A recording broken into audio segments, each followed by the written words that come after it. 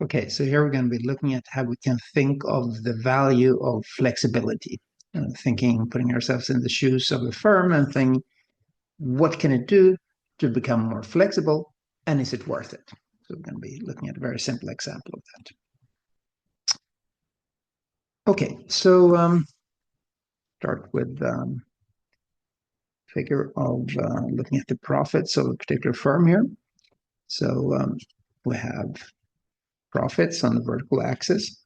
We have some state variable, something that is uncertain, that's going to be affecting profits. So it could be an exchange rate, could be the price of your output if you're a price taker, say copper, or you're a pulp producer, or something like that.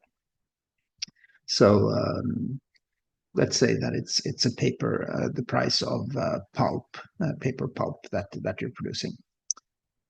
Okay, so we could think of the case if you're just having some sort of benchmark profits. A higher price of pulp implies that your profits are higher. A lower price of pulp implies that your profits are lower. Think of the benchmark here as you're not doing anything. You're producing, or well, you're doing something, you're producing pulp, but you're producing the same amount irrespective of the price. You know, sometimes price is higher, good. Sometimes price is lower, bad. But you're producing the same amount irrespective of what the price is. And you know, if the price is higher, those 100 tons or whatever you're producing are going to be bringing you a higher profit. Now let's turn to flexibility.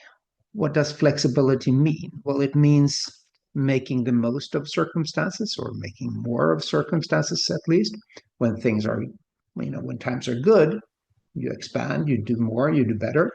When times are bad, you shrink, you adjust, ultimately you cut back. So if we're thinking of this in terms of a figure, of the diagram here, we would say, you know, let's actually first say that we said that the state variable here is random. So let's say that it has an expected value here at this point, S. And there's some distribution around that. So, you know, we don't know that where exactly the S will be, where the price of pulp will be. It might be a bit higher, might be a bit lower, but in expectation, it's going to be here.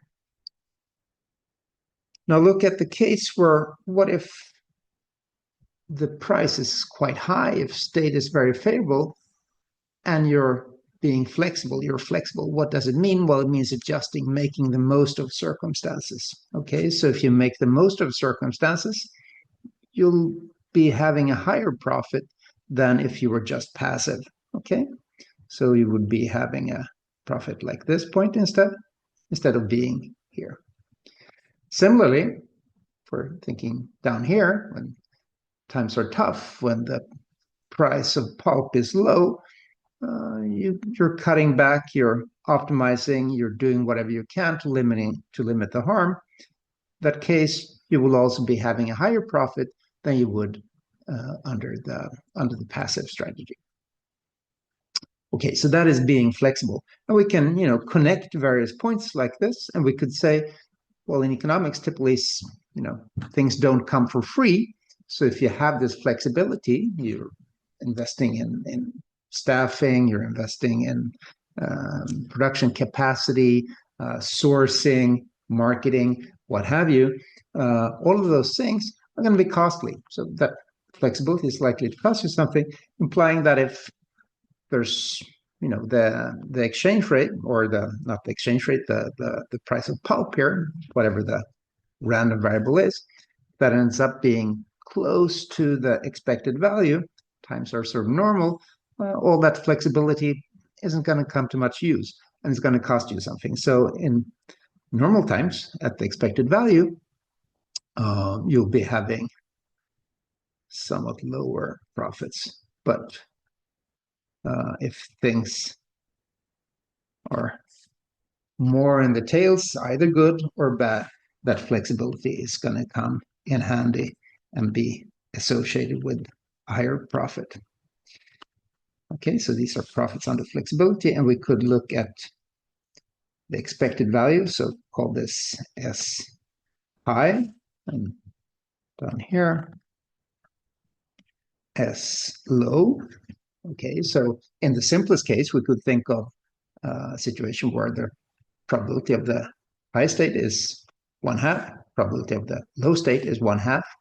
What the expected value then under the flexible strategy?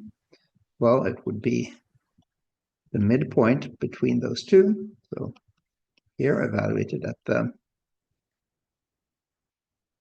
expected value. So expected profits of the flexible strategy would be up here, whereas the expected profit under the benchmark strategy here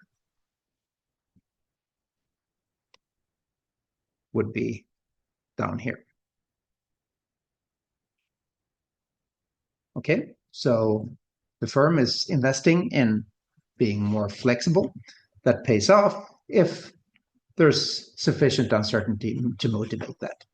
If, on the other hand, let's look at a green case. If you looked at a case where the price of pulp would only be varying between these 2 points, so 1/2 here, 1/2 here, the expected profits under the flexible strategy would be down here, whereas and then lower than the expected profit under the benchmark strategy.